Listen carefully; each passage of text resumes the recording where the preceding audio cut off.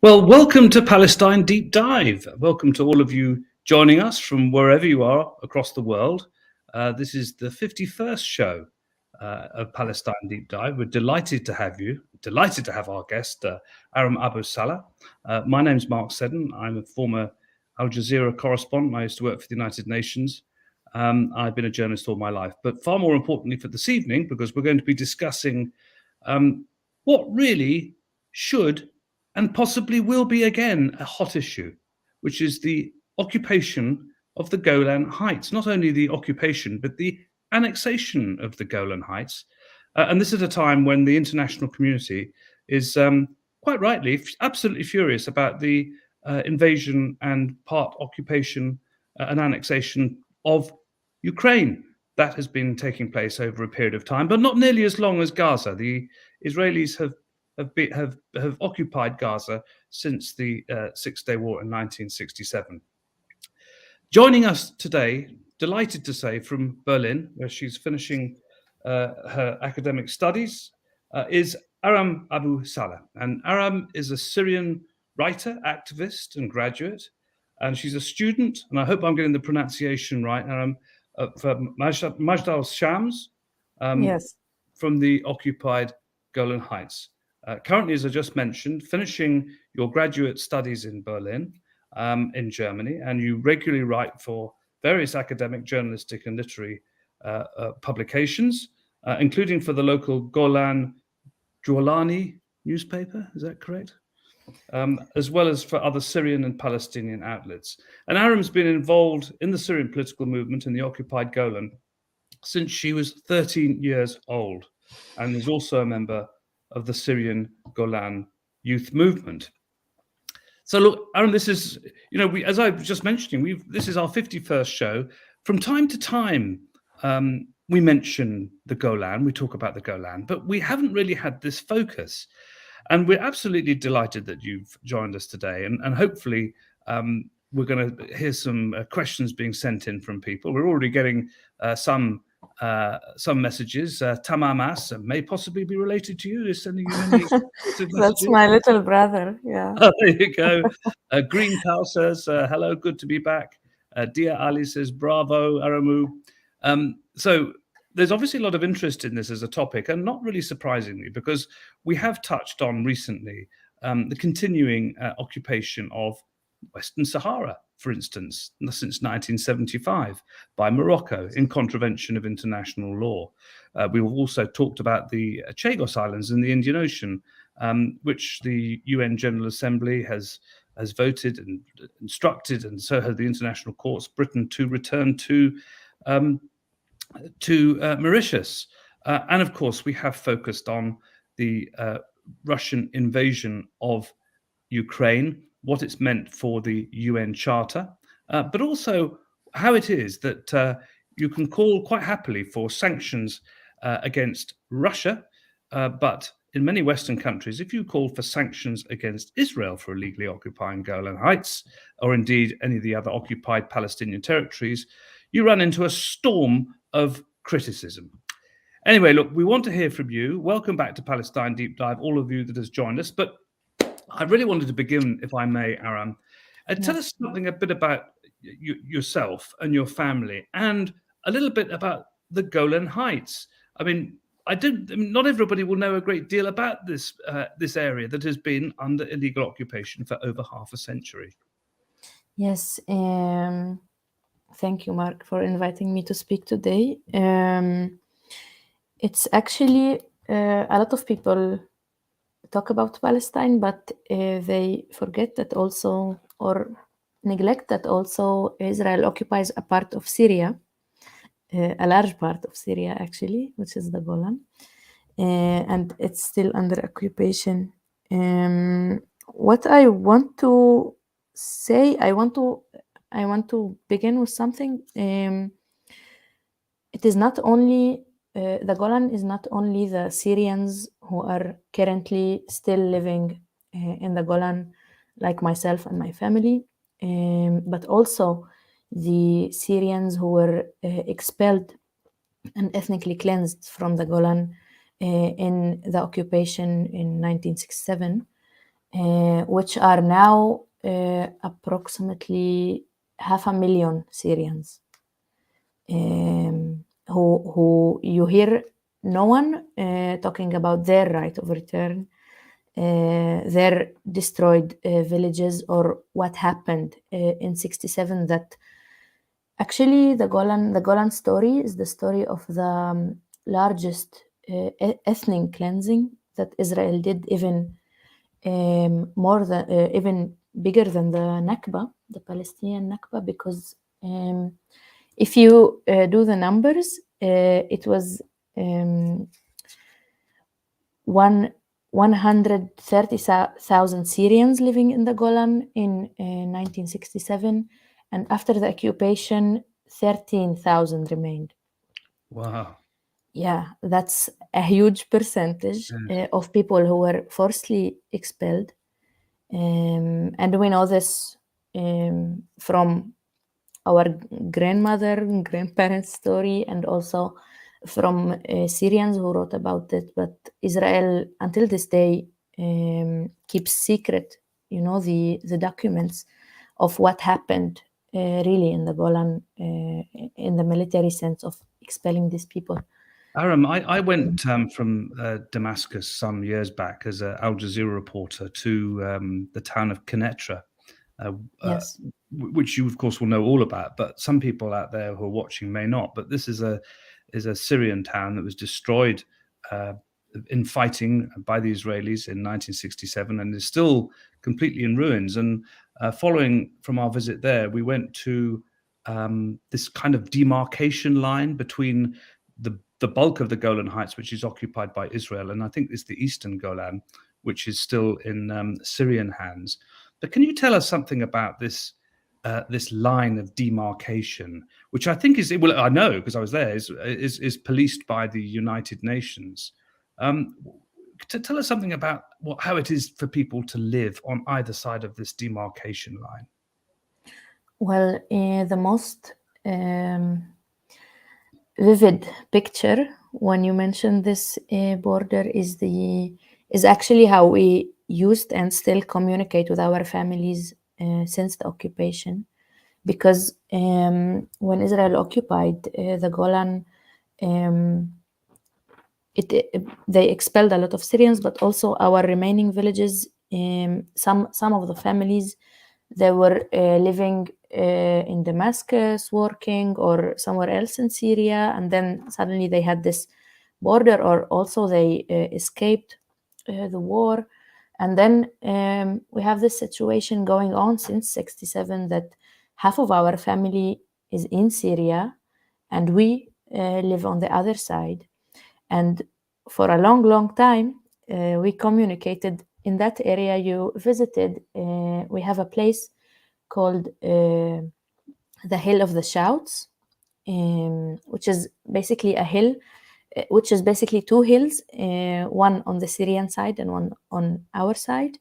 And our families would come in important ceremonies in the year, in Mother's Day, in Day of Syrian Independence, in Eid, in holidays. They would come to the hill, and we would also come, and we would just use shouting as a communication. And it went on a lot for long years, until phones were available, and then we started using this, and also now video calls and all this stuff. But that's, when you ask about this line, that's the most vivid picture or memory. Yes, I mean, I saw people on both sides of this demarcation shouting, as you were saying, waving Palestinian flags, waving other flags to the Syrian flag, but a huge divide. I mean, this wasn't. If people watching this, it's not just a question of shouting over a large fence. I mean, there's quite a distance, isn't there, between these two, this kind of peace zone where the UN has to try and police things there. But I mean, tell us something about the successive United Nations. I mean, there's been resolution after resolution following the occupation, but all have been ignored by Israel.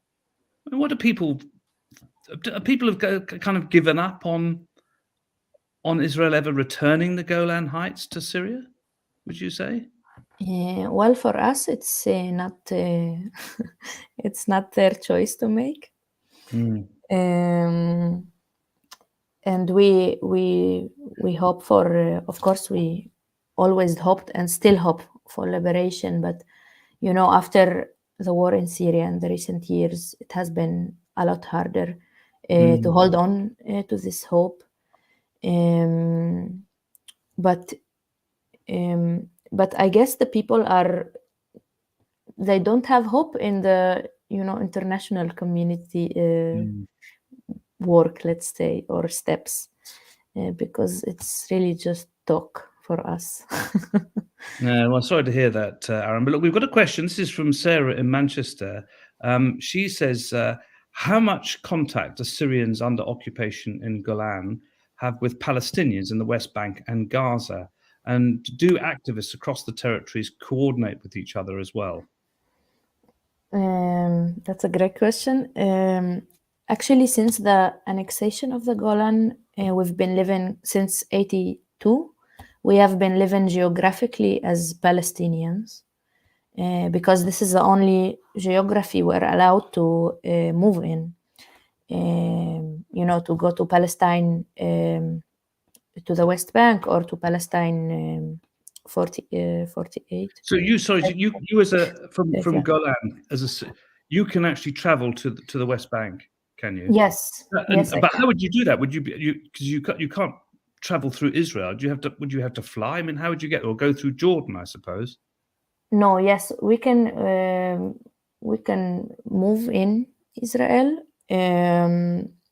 To the West Bank, you would have to go to the checkpoints like any Palestinian living in Israel. But since the annexation, before that, it was basically military control over the 5 remaining villages in the Golan, and the movement was super restricted. You couldn't even move between the villages without the military, without their agreement. So, can I tell you something about your family? Because did your family stay in the occupied Golan Heights, or was your family pushed out as well, or expelled? I mean, what's your own family situation? Well, my family situation is also half, like most of the families. I actually met my uncle for the first time here in Berlin. Yeah. Wow. Because he was displaced from Syria and he is a refugee here. And he was displaced from the Golan in 1967, and then I never saw him until we met here. Yeah, he and my cousins. So half of the family is in the Golan and the other half is in Syria, and now some of them are still there and some of them are doing their second displacement journey now. I mean, we mentioned 1967 and the occupation, the war, the occupation. But since then, in 1981, Israel passed legislation to annex the Golan Heights, to take this territory that was belonging to Syria and to make it part of Israel. You could very possibly draw a direct parallel between Russia's invasion of Crimea, although I am not altogether sure whether there was a push to drive people out of Crimea once it had been occupied and annexed. So there is that direct comparison there, and I wonder really this gets to the heart of it, Aram, because we've got a couple of clips which we'll share in a minute. But for many people in the Golan who can see what is happening right now in Ukraine and can see the outrage in the international community and at the United Nations and the dire threats, the sanctions, the response that's come. And yet when it comes to the Golan Heights, it doesn't exist as an issue at all. What do people think about that? Yes, they actually have sanctions on Syria, which is starving the Syrian people. The Western sanctions are are meant to to sanction Assad's regime, but what it's really doing is just sanctioning the people of Syria and making them more poor and more starving, while like our country is being sanctioned, why the country occupying us is just freely doing whatever it wants. That's all I can say. I wonder if we could have a look at a clip. I mean, what has also happened, as you know, Aram, is that whilst the international community officially says they do not accept the annexation of Golan, nor indeed the occupation, in reality, what we've seen is some quite unilateral moves, especially when President Trump was in the White House. And I wondered if we might have a clip of Secretary of State Pompeo, former ex-Secretary of State Pompeo, when he went to the Golan Heights as part of the Trump administration, and what he had to say.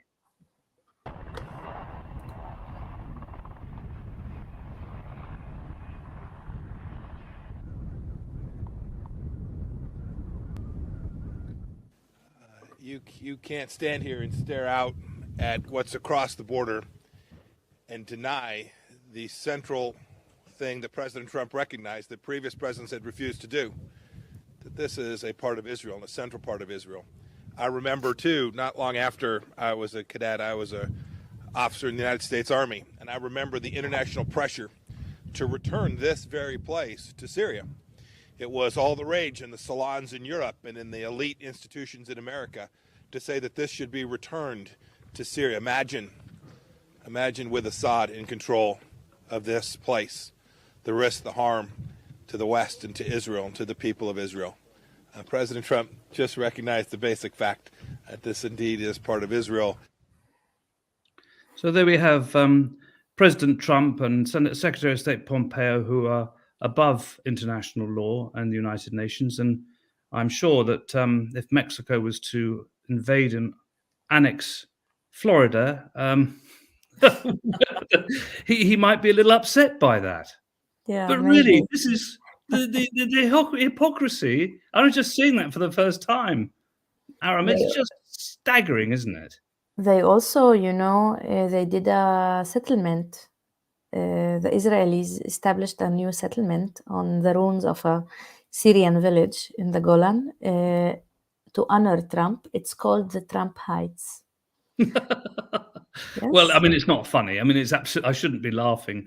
I mean, it's just so staggeringly awful. I mean, I'm imagining perhaps they're going to offer a golf course as well and call it, Trump Bunker or something. But I mean, it's just. But of course, there was considerable. Well, there wasn't a great deal of hope, but there was a little bit of hope that when. It was thought that a degree of sanity may return to American foreign policy after the election of President Biden. Policy might revert back to sort of a basic acknowledgement of international law, but we've been disappointed by that. And I think we've got another clip which we can share of Secretary of State Blinken. Administration, as you know, also recognized Israeli sovereignty over the Golan Heights, which Israel captured from Syria back in 1967. Will your administration, the Biden administration, continue to see the Golan Heights as part of Israel? Look, leaving aside the legalities of that question, as a practical matter, the Golan is very important to Israel's security. As long as Assad is in power in Syria, as long as Iran is present in Syria, militia groups backed by Iran, the Assad regime itself, all of these pose a significant security threat to Israel, and as a practical matter, the control of the Golan in that situation, I think, remains of real importance to Israel's security. Legal questions are something else, and over time, if the situation were to change in Syria, that's something we look at, but we are nowhere near as that. So there we have it. Legal questions aside, legal questions can be addressed when it suits us. And when we've got a regime in Syria that's rather more acceptable to us. This is absolutely irrelevant as far as the international justice system goes. But we're in a situation now Aram, whereby also Secretary of State Blinken, President Biden, Prime Minister Johnson, the Chancellor of Germany, whose name I keep on forgetting because Scholz. his role, Begge Schulz, his role has been so rather feeble over just about everything. All of them quite rightly condemn the annexation of Crimea and of the recognition by Russia of breakaway states, separatist states in the Donbass, but they can leave legality aside when it comes to the Golan Heights. What do people think about that? Well, look, I'll tell you, whilst we think about that, there's another question. This is to you, Aram. Have you lost faith in international law? And do you have any faith in institutions like the United Nations and the International Criminal Court after years of neglect? And what is the attitude of others around? Well, I'm not gonna speak only as a Syrian from the Golan. I'm gonna speak as Syrian in general. Like the very not shy answer would be yes, because like look, like our country is the saddest tragedy of the century, and with all the situation now in Ukraine. Not only that no one was held accountable in Syria, also being here in Europe and seeing the different treatment, the extremely different treatment of the Ukrainians and the Syrians, you just can't like still have faith in these institutions and not think twice before considering them also working for you as someone from the global south, you know. So not only as someone from the Golan, it's someone from Syria in general. I mean, it's interesting you mentioned the global south, because of course in the Western media, which has been very, very strong in its condemnation over Russia, has obviously played a double game when it's come to the occupation of Palestine and the Golan Heights. But it's interesting that the attitudes also towards refugees that we were just talking about, so very different, because you know, you will have seen just a month or so ago people trying to cross the border from Belarus and Poland and being pushed back, and with being confronted by soldiers, and the situation has completely changed now with Ukrainians. So there's again absolute double standards. But do you think this could partially explain why in the global south there are a number of countries that have abstained in those General Assembly votes condemning Russia, or are they just being cowardly, or do they just have no regard for human rights? I mean, why do you think member states in the global south are not all necessarily lining up to condemn Russia? I guess it's like, of course, Syria's stance is like more extreme than not just condemning. They are actually, the regime is actually pro-Russian. They have their reasons because they basically help them stay in power, despite what the Syrian people want. But it's just it's very convincing, I guess, for regimes to take this stand in the global south, because a lot of people are super angry at the West. I mean, people I know who actually even like work in Western NGOs in the Middle East, or even work in the United Nations, like the people you would thought who are like the most, have the most faith in this system and are very well integrated into it, are also furious. So I guess. But do you know, I mean, maybe it's not so much the system, because if everybody observed the system, then it could very possibly work. And I'm thinking in particular about the International Criminal Court, because we know that United States, for instance, hasn't signed up for it, and yet is calling for a special tribunal to put Putin on trial. You know, if you're going to put Putin on trial through in a special tribunal, and there's a very strong argument for that goes back to the Nuremberg trials, well, surely people would argue you must do the same for others, and that might include former Prime Minister Blair, former President Bush, Prime Minister Netanyahu. So do you think that if people could see a greater degree of consistency, they wouldn't necessarily blame the UN or the International Criminal Court? They would say, well, it's these member states who pick things up as they want to, when it suits them. Yes, well, they have the power in this in these organizations. That's why I don't see any future where these organizations are led by any other powers. That's why I'm saying what I'm saying. Yeah. We have this is Graham in Stockport in the north of England. He emails in, what would you like to see happen going forward? What would be the perfect situation? Sanctions against Israel? A new peace deal? Please, Aram, can you give us your theory for change? Well, for the Golan is connected also to the liberation of Palestine and also to the situation in Syria, and that's why it's extremely it's more complicated than other places. But yes, sanctions against Israel, of course, but also removing the sanctions on Syria would be a step towards the hope for the Golan to get back to its original country, and for its people to come back to their villages. So yes, because you mentioned at the beginning the expulsions from the Golan Heights. yes. I mean, I've read it's between 80 to 120,000 people. I mean, your figure was considerably higher than that. So tell us, how many people are left in occupied Golan?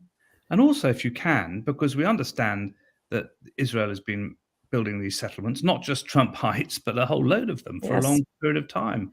Can you give us some idea of the sort of demographic breakdown in Golan now? Yes, well, today the number of remaining Syrians are 25,000, and the number of Israeli settlers are 25,000. Right. So we are equal number. Yes, and now they are trying to bring, because they've been having a hard time actually in making the settlements in the Golan bigger, because in increasing the number of settlers, because it's a very far place from the center and it's like countryside, and the settlers don't want to live somewhere where there's not a lot of work. So what they are doing is that they are now gonna bring people from Ukraine, the Jews who are coming from Ukraine, to settle in these countryside places in Palestine and in the Golan.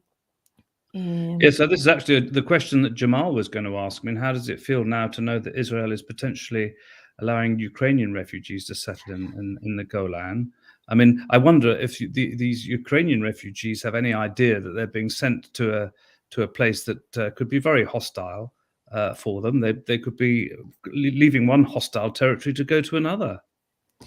Well, when you become a settler, you take the settler state's citizenship, you automatically become hostile. So yes, that's my opinion.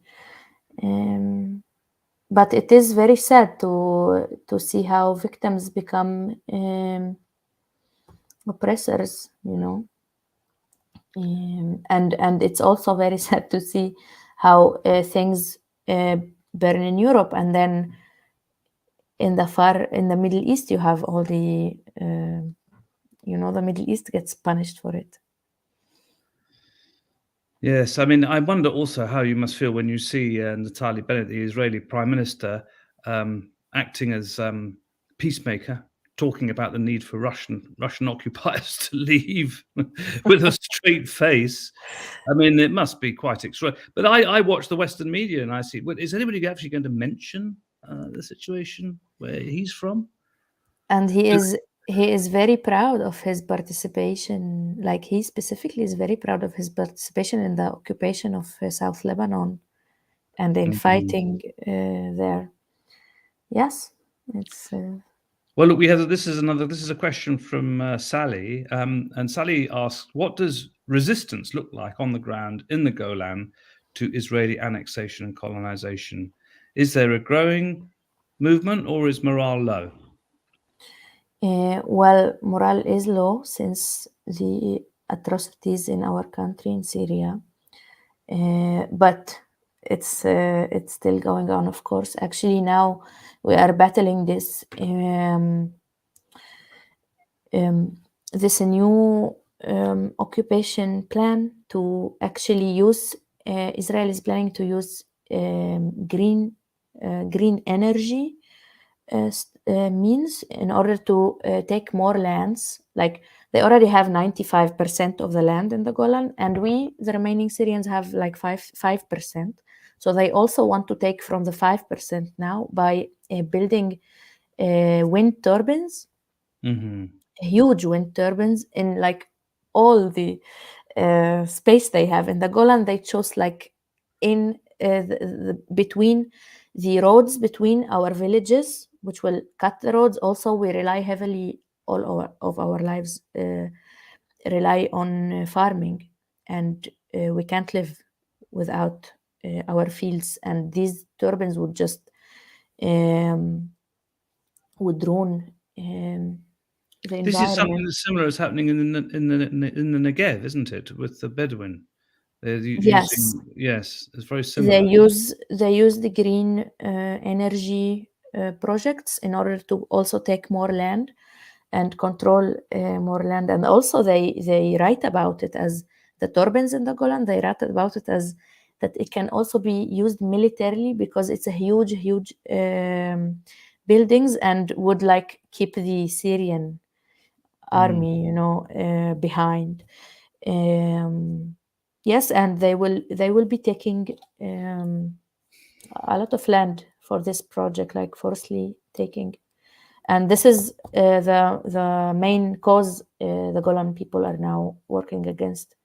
And there have been a lot of confrontations with the army, and they are still, I think, afraid to come and take the land. So now it's we will see what happens. I mean, the situation you're describing is also in terms of the way that land has been taken, and how the former owners of that land have been forced into the peripheral parts of the territory. It's very reminiscent, it seems to me, to what happened in the West Bank and East Jerusalem. Is continuing to happen, and which is, of course, as you know, led to this report by Amnesty International accusing Israel of following policies of apartheid. And also the Harvard School of Law has supported this. This won't come as any great surprise to you, because you live it. But would you also say that Israel is practicing a kind of apartheid in occupied, annexed Golan? Of course. Yes, I would say that. It's obvious in so many aspects and details of life, in access to really basic things like electricity and water. We even we even pay. It's our own water, and also this is the reason that Israel wants to keep the Golan, not only because of its strategic place, because it's basically their whole supply of water, their biggest supply of water. And they took our water and they sell it to us 4 times more. Yes, the settler buys it 4 times cheaper than what we buy it. So if that's not apartheid, I don't know what is. It's difficult to imagine, a more unfair situation being deliberately engineered to humiliate a people and to drive those remaining people out of the Golan Heights. But one question I had, and then we've got a few more coming in here, and we've got a little bit more time, if that's all right with you, Aram. But what I wanted to ask you about was, when I was growing up, there was a very famous man who was often on the television called Mr. Walid Jumblat of the Druze. And his party was in the Socialist International, what have you. Can you tell us something about the Druze people? Because I think that would they be Syrian citizens, or some of them are Israeli citizens? But who are the Druze? Can you let us know a bit more about them? Well, it's basically a Muslim sect, a very little Muslim sect. It's 2 million people, and they are in Syria, Jordan, Palestine, and Lebanon. And most of the remaining Syrians in the Golan are from this sect. We also have Alawi people in the Golan. We have 1 village, and we have 4 villages of Druze, and some remaining Christian families, Christian or Orthodox families also. Yes. Well, on that matter, actually, Tom has got a couple of questions. So one is, so where are the Golan diaspora mainly living? People who have been forced out. I'm assuming it's Syria, but he says, are there strong communities around the world, or are there many living in Palestine? And he also says, is it true that there are landmines littered all across the Golan?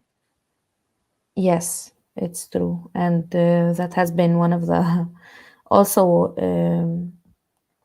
human rights violations that's been going on. We have a lot of people losing their hands or their legs due to accidents with these mines that Israel still refuses to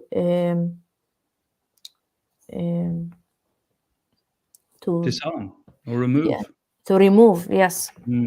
They still refuse to remove them, and they are in very like unplanned places. And also we have my village is on the mountain, and there's a lot of rain, and then the mines would like move and become very close to the houses, and that's how these accidents happen. Yeah, and the first question, I forgot the first question. The first question is, where do most of the Golan diaspora live now? Yes, so in 1967, when in the displacement, a lot of them moved to the countryside of Damascus, also to places where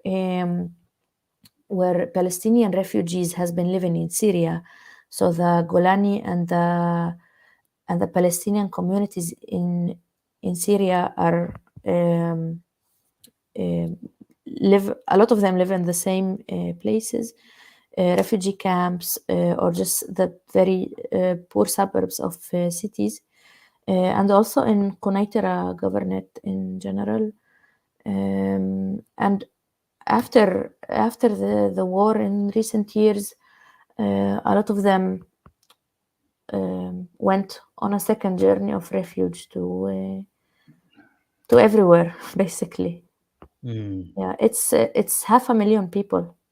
It's a lot of people. A lot of people. Yes. And seemingly forgotten by the international community, and possibly too because of the Syrian civil war. Yes, even more so.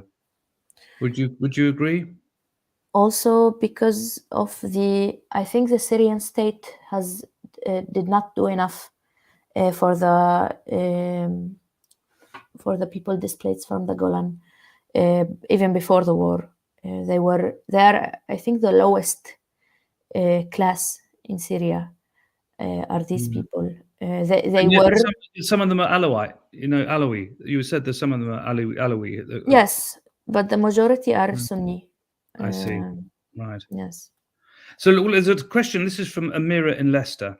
And Amira says, how much support does Syrians in the Golan have on Arab Street among everyday Arab people, as opposed to those Arab regimes who are now rushing to normalize relations with Israel? I'm not sure, but because we are really like isolated from all the Arab world, we don't have freedom of movement in the Arab world. I mean, I can come to Germany, but I can't go to Lebanon or Syria or other places I would like to go to. Well, yes, including Britain. I think it's more difficult for you to come to Britain than anywhere else. Yes. Also, after Brexit, I don't know why. What's the connection? But Well, after Brexit, it's been impossible. perhaps the Syrians and Golan are being blamed for the Brexit referendum result. You never know. For a long time, it was all being blamed on the Russians. Yeah, as now was it's the our election of turn. President Trump. So that we live in a strange world. But in all seriousness, quite how visa restrictions have been ramped up if you're coming from Golan after Brexit, I simply don't know. And we will have to see if we can try and find a friendly member of parliament to ask these questions in parliament. Also, I hear Palestinian friends are also facing the same problem. Really? So maybe Yeah. it's just travel documents are being refused, or I don't know. Yeah. Well, look, we have another question, a couple more, if we can hold on to a little longer. And this is Dan, and Dan in London asks, what impact do you think the so-called peace process in the 1990s had on the issue of the Golan Heights? Was this behind Syria and Israel not being able to reach a peace deal similar to that of Jordan and Egypt, which did with Israel, of course? I have no enough information. I'm sorry. Yeah. I mean, it does seem, just from where we're sitting, that, you know, for a variety of reasons, not least the civil war that's raged through Syria, the terrible things that have happened in Syria, but before that as well, which you were mentioning, that the Syrian claim on Golan has obviously been pushed through the United Nations, but they seem to have rather given up on it. The Syrian government seems to have rather given up on taking back what is actually under international law territory that belongs to it. Why do you think that is? Well, I guess the regime is busy with Yes. with suppressing freedoms in Syria rather than freeing its own territories. Sadly, really. But I do think that actually this past year, Israel assassinated a member of the Syrian parliament who was from my village, and he was representing the Golan in the Syrian government, and he has this home. His name is Majdal Saleh. He has this home just on the hill I told you about, and he was in his home, and they sniped him. They shot him with a sniper. And I think like there are parts of the Syrian regime or government that still want to care for the Golan, but are all being assassinated or silenced by Israel or by the regime. Yes. Now, given that Israel has occupied and annexed the Golan Heights, does that now mean that, as far as the Israelis are concerned, people who live in the Golan Heights can actually vote to send members of parliament to the Israeli Knesset? No. When Israel annexed the Golan, it tried to also force Israeli citizenship on the Syrians remaining there. And there was a huge strike, which went on for 6 months in our communities. And the Israeli army actually sieged these 5 villages for 6 months and blocked food and milk for the children. And at the end, they gave up, and we still refuse to take the Israeli citizenship. So we are not. We have no right of voting or of participating in, So, as I mean, I suppose Israel. you can't be stateless because the international community does still, despite whatever Trump may think, does not recognize the Israeli rule in Golan. So you don't take Israeli citizenship. So you still must be Syrian citizens in occupied annexed Golan. Is that what you would be? On paper, we are Yeah, on paper. defined as stateless. Stateless. Yes, because by Israeli law, also they forbid us to take or be active Syrian citizens. So, for example, So if you're stateless, then you can't have any travel documentation then. yeah, we have a travel document issued by Israel, just like the East Jerusalem people. Oh, I see. I Yes. mean, this is fascinating because I think this will be revelatory for a lot of people watching, and we want to try and spread the word after this show. So we're very grateful for this, Aram. It's a real education. Look, I think we've probably got time for maybe just one or two more questions. Jake asks, what could Golan independence or liberation look like? A fully autonomous area. If you were to have a dream, Aram, about the future of Golan, what would it be? What would it look like? A dream, my first image is all the Syrians coming back to their villages and the Golan being full of people again, just like it was, because it's a highly, it has a lot of it had a lot of communities. We had Bedouins, we had Sunni, Shia, basically all of the Syrian muazik was in the Golan. So my dream is for it to be alive again like that and not empty and full of settlements. Yeah, that's what it would look like. Well, I mean, I think a more powerful voice for a Golan, essentially, that is a multi-ethnic, multi-racial, but independent and free part of Syria again, is a very, very strong dream to have. And it's also, I think it really should remind us that this is an issue that won't go away, and that the odd Secretary of State from the United States, followed by another one, making decisions on the hoof as to what should be international law and what shouldn't be, really doesn't count for anything at all. And that the struggle really for Golan freedom continues. And in the same way as it does in Western Sahara, as it does also with Crimea and those in Ukraine who are resisting oppression, occupation, and proposed annexation. Very, very briefly, finally, Green Pal asks, are there Syrian groups in the Golan with a Facebook presence we could follow? That's a good question, because I guess we have nothing in English, only in Arabic. So Maybe we should do that. I think that might be a good idea. I think Yeah. you'll find there's a lot of support out there for you. Yeah, Yeah, I really do. I Well, will look, raise that. Yeah. we're very, very grateful to Aram today for joining us from Berlin in Germany. We've disrupted her studies for long enough. We wish you all the very best, Aram, for the future. Thank you so much for joining us. And thank you Thank you, Mark. also for all that you have told us about the situation with Golan. I think we go away better informed and more determined to do whatever we can to aid you in your struggle. So with best wishes from us at Palestine Deep Dive. Thank you, Aram. Thank you very Thank you much. very much. And until next time, join us at Palestine Deep Dive. Take care.